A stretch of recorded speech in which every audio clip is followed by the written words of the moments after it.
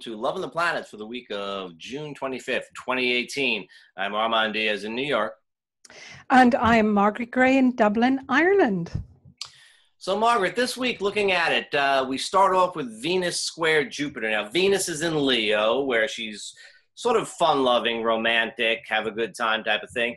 Jupiter is in Scorpio, where he's a little bit more serious, a little bit more down into the difficult emotions and so on. Venus and Jupiter always get along well, but a little bit tension, perhaps.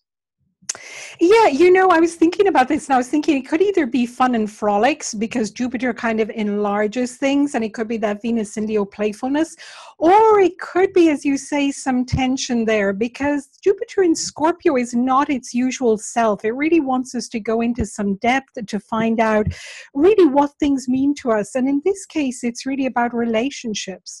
And also, I think what's very important, it's about our relationship with our sense of self. So I think it's about, and you wrote about this in the blog, actually, on our website, Armand, about Venus and Leo, about, that difficulty between egotism, narcissism with Venus and Leo, and, fun and enjoyment and feeling really good about ourselves. So I think there could be some conflict, and that, of course, could be played out in our relationships. Yeah, I think that it's, it wouldn't perhaps be, we'll have to see if that's as stressful an aspect as it looks. I'm not so sure. Venus and Jupiter tend to get, a little overindulgence is always a thing when Venus and Jupiter are tangling with each other, So we'll have to see. Stay away from the dessert bar or don't spend too much time there. But when we look at the full moon that comes up on the 26th, we have a Mars station and we have a full moon in Capricorn at the same time, and it's conjunct Saturn. That looks to me to be a very edgy type of Tuesday. It really is. And I think, it's so interesting, with the Mars station in Aquarius, because, we've talked about Mars in Aquarius, that it's really so much about friendships and about tribe and about groups and so on. And then we've got this full moon in Capricorn, which, is so serious conjunct Saturn. So it feels like it pulls us into a lot of kind of duty in relationships and sense of obligation and sense of commitment. And it's a little intense, and then it's of course followed by Mercury moving into Leo, and Mercury in Leo wants to kind of chat about fun things, but later in the week, of course, it squares Uranus and Taurus. So it feels like there's a lot of push and pull and push and pull, that one minute we think, okay, things might be, a little easier, and then we're kind of pulled into seriousness again. Margaret, you're thinking quite logically about Mercury's shift into Leo and how that's going to change things. But I would say that before that happens, Mercury is going to be at the very, very tail end of Cancer. And that is indeed a very serious, very emotional, reactive type of placement at the full moon. So again, that adds a little bit more fire. We're going to have to see, Mercury aspecting Uranus in Taurus. This is the first time it's really happened with a good, strong, hard aspect, since, Uranus has gone into Taurus.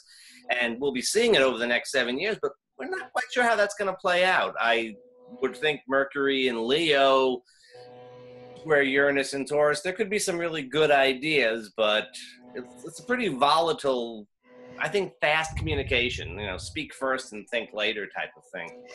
And I think I'm a little concerned because it's also trine Chiron in Aries. So, maybe to be a little cautious, certainly this week, about how we communicate and what we communicate. I think really just to go a little gently, particularly because also that same day the sun is quincunx Mars in Aquarius. So, it adds a little bit to the volatility. So I would agree with you, Armand. I think really just to go gently and maybe wait until, the following week to communicate important information.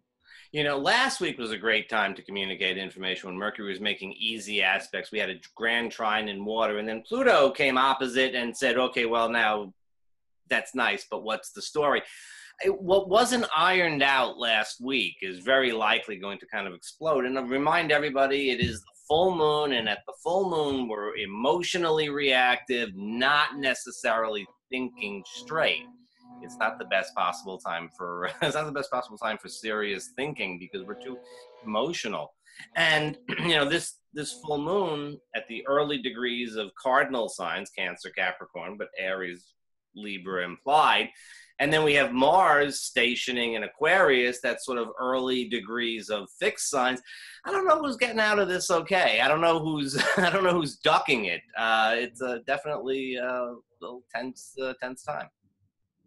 It really does feel a little tense in relationship, and the week ends with Venus quincunx Pluto, so there's a discomfort there. There's kind of a sense of like a nedginess to it, and if it was a trine, maybe there could be more passion. But I really think with the quincunx, there's a discomfort. So I think really this week is really a week where we're probably thinking in our relationships about our own needs, but also what may be challenging is how to compromise those needs in terms of others, the people we love around us. So maybe to kind of just be aware of that and go gently with each other, particularly during the full moon time. Yeah, if you can. Some stuff for better or worse, some stuff is going to come up and blow, and sometimes it's better to let that happen too. But I would make sure you got a real issue. I think that there's enough potential here to just be kind of a little bit, edgy and just, pick on something small. If we had to have a good night out, if we had to have some fun, what would you say? I was thinking that same thing. I know it's an odd night to say, but I think the Monday, maybe the Venus square Jupiter, I think that's kind of maybe the last opportunity before the onslaught of everything else. And of course, before Mars goes stationary retrograde. And we'll be talking about that more, of course, on our blogs, on our site, and on our Facebook page. But so I would say the Monday, that would be my guess. What about you, Armand? What do you think? Yeah, I guess it's pretty close to, it's pretty close to that full moon and expansion and all the things that go with that. So it could be a really volatile time, and we're not quite sure about the Venus Jupiter. I was thinking maybe Monday too. A little bit deeper into the week, maybe Thursday, Friday, we got a little Aquarius vibe. That might at least help and create a little bit of space and open up some things. We'll sort of, who knows. Really, probably not a week for a first date. Let's put it that way. If you just met somebody, yeah, maybe a last date, but not a first one. So sorry to be such a pessimist, but just, that would be our suggestion. Yeah, we'll see how it happens. I'll see you back here next week, Margaret. Have a good week. Bye-bye, Armand.